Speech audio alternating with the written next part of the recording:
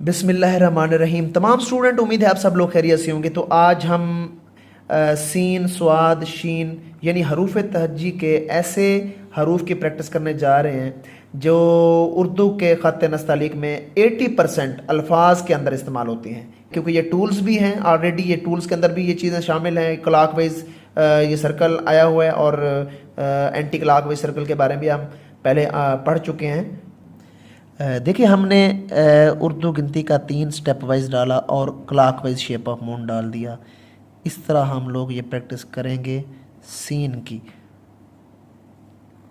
ये देखिए, इसको ज़्यादा खुला नहीं करना। बहुत से बच्चे इसको गलत कर देते हैं, यूं कर देते हैं। इससे आपने बचना है। तो ये आपने प्रैक्टिस करनी है इस तरह रोज़ाना। अगर आप अपने छोटे बच्चों को इनकी प्रैक्टिस करवाएंगे तो बहुत जल्द उनकी हरूफ तहज्जी के अंदर इम्प्रूवमेंट आएगी। अब देखें, इसके लिए दंदानों के लिए आपने ये प्रैक्टिस करनी है। ये जिग जैग और ये स्टेप वाइज आपने नीचे उतरना है ऐसे। ये दंदाने हैं, यूँ समझें सीन के। अब जो बच्चे सीन के दंदाने यूँ करके बनाते हैं तो वो अरेबिक फ़ॉन्ट होता है। देखें, ये सीधे दंदाने, ये अरेबिक फ़ॉन्ट होता है। बहुत से बच्चे इस तरह ये सीधे दंदाने डालने लग जाते हैं। तो आपने ये दंदाने स्टेप वाइज डालने हैं। 1 2 3, ये 1 2 3। अगर हम मार्कर का इस्तेमाल करें तो मार्कर में भी आपने वही चीज़ रखनी है। दंदाने स्टेप वाइज होने चाहिए और clockwise shape of moon. 1 2 3 और clockwise shape of moon. ये देखिए, यहाँ पे दंदाने इसके क्या आ रहे हैं, स्टेप वाइज आ रहे हैं। 1 2 3 1 2 3। और clockwise shape of moon का मैंने आपको बताया था, एक एंगल इसका अप एक डाउन। ये देखें, एक अप एक डाउन। ज़्यादा आपने इसमें फ़र्क नहीं डालना। इसी तरह आप यहाँ पे आइन को भी आपने ऐसे ही लिखना है। आइन के लिए सिंपल सा तरीकाकार है, तिरछा 4 या हमज़ा। पहले इसकी प्रैक्टिस करवाएं बच्चों को। ये इसके साथ anti clock wise shape of moon लगा दें। ये anti clock wise shape of moon जहाँ पे लग गया।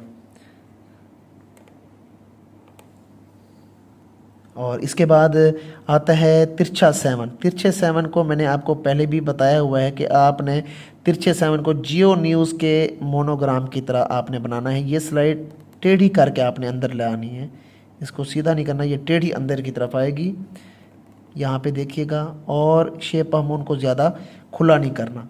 यहाँ से अगर हम इसको शेप ऑफ मून को लेके हैं तो ज़्यादा इसको आपने खुला नहीं करना। ये जीम बन गया। इसी तरह clock wise shape of moon की एक और हर्फ है, सीड ऑफ एप्पल के साथ आपने clock wise shape of moon लगाना है। तो क्या बन जाएगा, बड़े फॉन्ट में इसको देखिएगा, स्वाद, सीड ऑफ एप्पल और clockwise shape of moon. ये स्वाद बन गया। इसकी फॉर्मेशन सीड ऑफ एप्पल पहले राइट करेंगे, then clockwise shape of moon.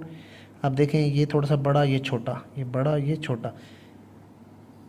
तो इसके साथ हम नून या शेप ऑफ मून डालेंगे। Shape of moon clock wise इस तरह होना चाहिए, ऐसे।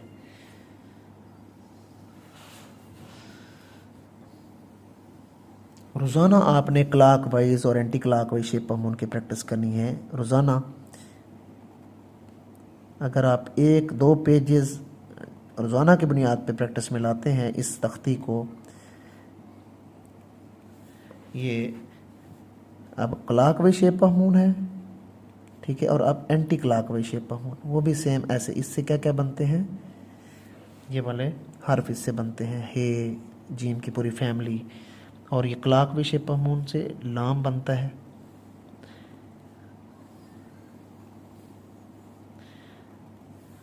ये और ऊपर सीड ऑफ एप्पल से स्वाद बना के हमने अभी दिखाया, seed of apple then clockwise shape of moon.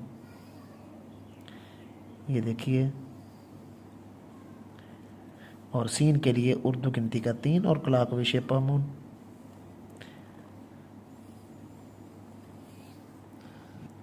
अब देखिए, पैराग्राफ के अंदर हम इनका इस्तेमाल पढ़ते हैं। देखें, ये जी के अंदर बाबा जी, यानी जी के अंदर clock wise shape of moon आया हुआ है। और ये देखें, ये शेप ऑफ बोट आया हुआ है, यहाँ पे clock wise shape of moon.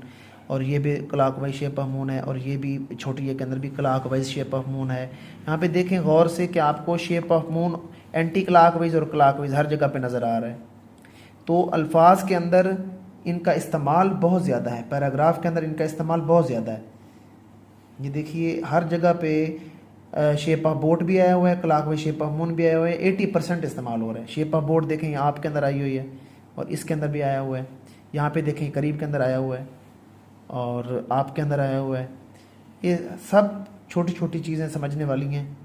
तो आइन की बनावट बाज़ औक़ात बच्चे गलत इसको लिखते हैं। तो इसकी बनावट सिंपल सी है। ये देखें, ये आपने हमज़ा डाला और हमने अब इसको anti clockwise shape of moon के अंदर लेके जाना है। ये anti clockwise shape of moon है, ठीक है। ये हमज़ा या तिरछा 4 और इसके साथ shape of moon anti clockwise.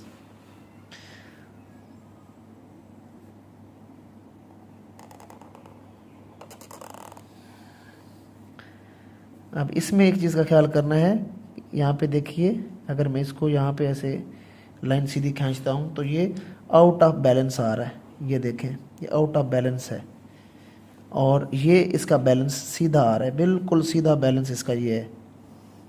आपने भी इस चीज़ का ख्याल करना है, सीधा बैलेंस आना चाहिए। ये भी आउट ऑफ बैलेंस है, ये भी आउट ऑफ बैलेंस है। गौर से देखिएगा, इसका बैलेंस आप चेक कर सकते हैं खुद ही। ये यहाँ से शुरू किया, यहाँ से नीचे आ गए, ये इसका बैलेंस ठीक है। ये ऐसे